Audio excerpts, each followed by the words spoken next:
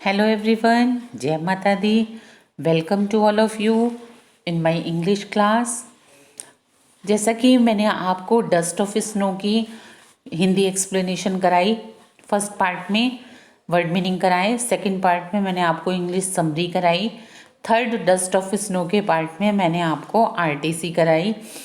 आज fourth part of dust of snow, इसमें मैं आपको डस्ट ऑफ स्नो पोएम की शॉर्ट क्वेश्चन आंसर कराऊंगी। फर्स्ट क्वेश्चन है, what does the poet Robert Frost want to convey through the poem dust of snow.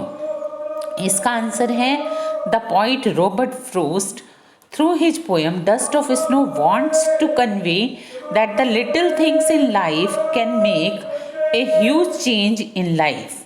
The simple things we do can make all the difference and brighten a person's day.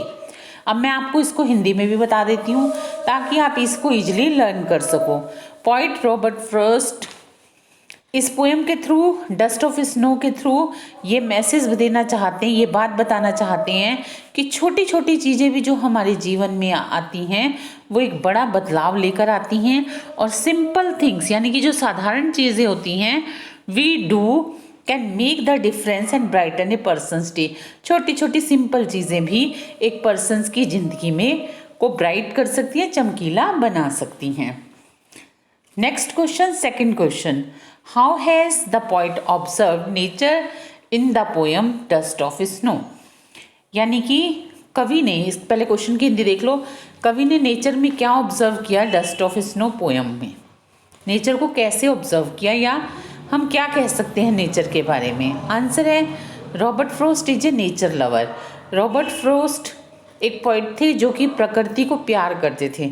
वैसे ये बात notable है कि जो English के William Wordsworth जो थे वो भी नेचर लवर पोइट के नाम से जाने जाते हैं, और बहुत से पोइट नेचर को प्यार करते हैं।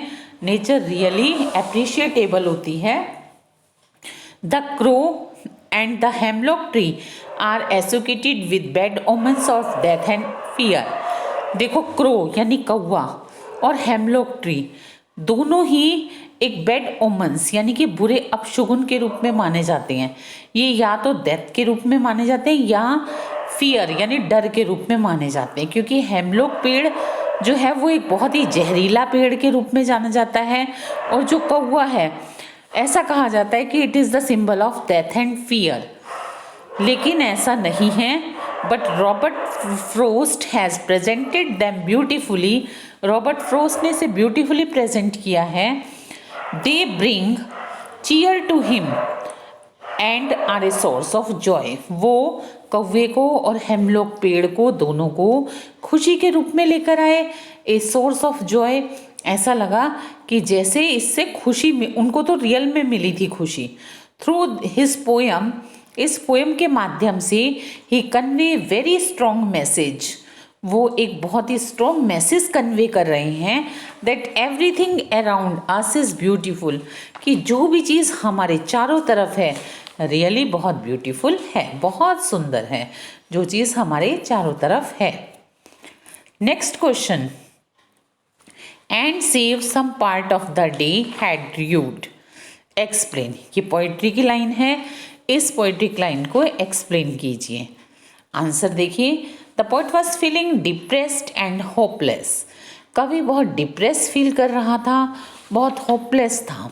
सो he was not in good mood. वो एक अच्छे मूड में नहीं था क्योंकि उसका मूड खराब था, वो बहुत अपसेट था। He was standing under a hemlock tree when suddenly a crow shocked dust of snow on him। वो एक हेमलॉक पेड़ के नीचे खड़ा हुआ था जब एक कौवे ने पेड़ से उनके ऊपर डस्ट ऑफ स्नो यानी फाइन पार्टिकल ऑफ स्नो के गिराए।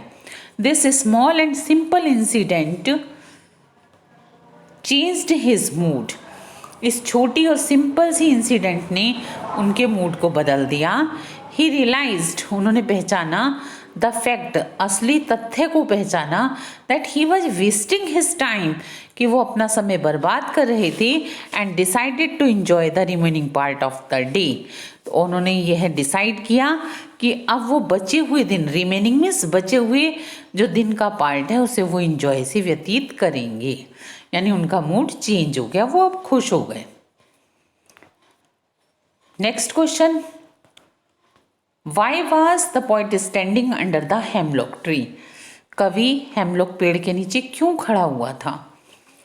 The poet was feeling very depressed and hopeless. कवि बहुत ही ज़्यादा डिप्रेस था, होपलेस था। He was in the state of sorrow, वह दुख की अवस्था में था। As he was lost in his thoughts, जैसे कि वो अपने विचारों में खोया हुआ था। ही happened to be standing under a hemlock tree. This incident was not pre-planned. जब वो हेमलॉक पेड़ के नीचे खड़ा हुआ था, अचानक उसके ऊपर बर्फ गिरी, उसका मूड चेंज हो गया। लेकिन यह इंसिडेंट यानी यह घटना was not pre-planned, उसको प्री प्लान यानी पहले से प्लान नहीं किया गया था। Next question, What difference do you find between Robert Frost and other nature poet? आप कौन सा डिफरेंस, कौन सा अंतर पाते हो रॉबर्ट फ्रोस्ट में और दूसरे नेचर पोइट में? यानी कि रॉबर्ट फ्रोस्ट भी एक नेचर के पोइट और दूसरे और भी जो नेचर के पोइट्स, जैसे मैंने अभी आपका नाम लेके बताया था विलियम वर्ड्स, वो भी नेचर के पोइट थे। इनमें क्या डिफरेंस आप पाते हो? आंसर देखिए, all other nature poets are known for describing the well known beautiful things. सभी के सभी जो नेचर के पोइट्स हैं वो सुंदर सुंदर चीज़ों का वर्णन करने के लिए वेल नोन, अच्छी प्रकार से जाने जाते हैं। दे हैव डिस्क्राइब्ड नाइटिंगल, उन्होंने नाइटिंगल का डिस्क्राइब किया है। द कुकू, ये भी एक पक्षी है, उसका डिस्क्राइब किया है। द स्नो कवर्ड माउंटेन, बर्फ़ से ढके हुए पर्वतों के बारे में किया है। But Robert Frost has described A crow and a hemlock tree. लेकिन रॉबर्ट फ्रोस्ट उनसे अलग हैं, उन्होंने एक कौवे और हेमलॉक पेड़ के बारे में वर्णन किया है। Secondly, poets make selection from the natural things, और सेकेंडली दूसरी बात यह है कि पोइट ने जो सिलेक्शन किया है, चुनाव किया है, वो प्राकृतिक चीज़ों से किया है। But frost feels the every object in nature is beautifully, लेकिन रॉबर्ट फ्रोस्ट ने यह फील किया कि प्रकृति की हर चीज़ बहुत खूबसूरत है। Such a unique thought makes him different from other poet.